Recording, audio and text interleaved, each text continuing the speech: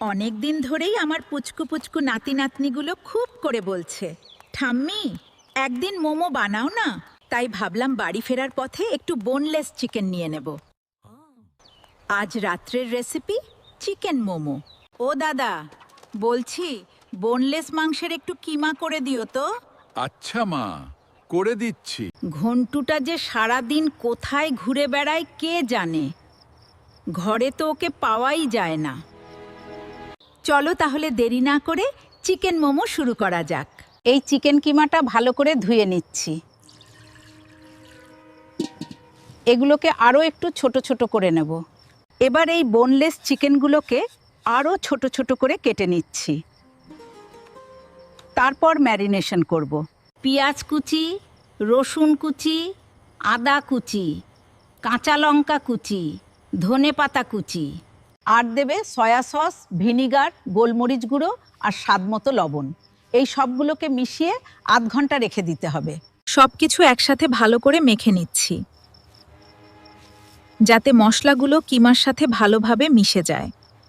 প্রথমে একটা ছোট মাটির পাত্রে ময়দা নিলাম, এর মধ্যে দিলাম একটু সাদা তেল, অল্প চিনি আর স্বাদমতো নুন। এগুলো ভালো করে শুকনো অবস্থায় মিশিয়ে নিচ্ছি। আমায় মোমো বানানোর জন্য যারা যারা কমেন্টে রিকোয়েস্ট করেছিল তাদের নামগুলো হলো সর্বাণী মিস্ত্রি, প্রশান্ত রানা, দোলা মণ্ডল, রফিক আলী, রাজু সিং। পরের রেসিপির জন্য তোমরা কমেন্ট করে জানাও। এবার অল্প অল্প জল দিয়ে ধীরে ধীরে মেখে নরম একটা ডো বানিয়ে নিচ্ছি। এবার চাটনির জন্য টমেটো আর শুকনো লঙ্কা সেদ্ধ করে নিচ্ছি। সেদ্ধ টমেটোর খোসাগুলো ভালো করে ছাড়িয়ে নিচ্ছি। তারপর টমেটো, শুকনো লঙ্কা আর রসুন দিয়ে ভালো করে বেটে নিচ্ছি। এবার কড়াইতে একটু তেল দিয়ে টমেটোর পেস্টটা দিয়ে দিলাম। এর মধ্যে স্বাদমতো নুন আর অল্প একটু চিনি দিয়ে ভালো করে নেড়ে নিচ্ছি।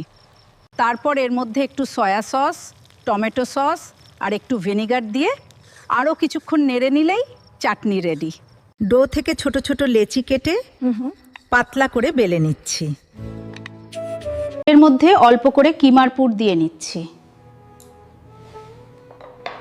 তারপর ধীরে ধীরে ভাঁজ করে মোমোর শেপ দিয়ে নিচ্ছি। এবার মোমোগুলো স্টিমে বসিয়ে দিলাম। ধীরে ধীরে ভাপে সেদ্ধ হবে।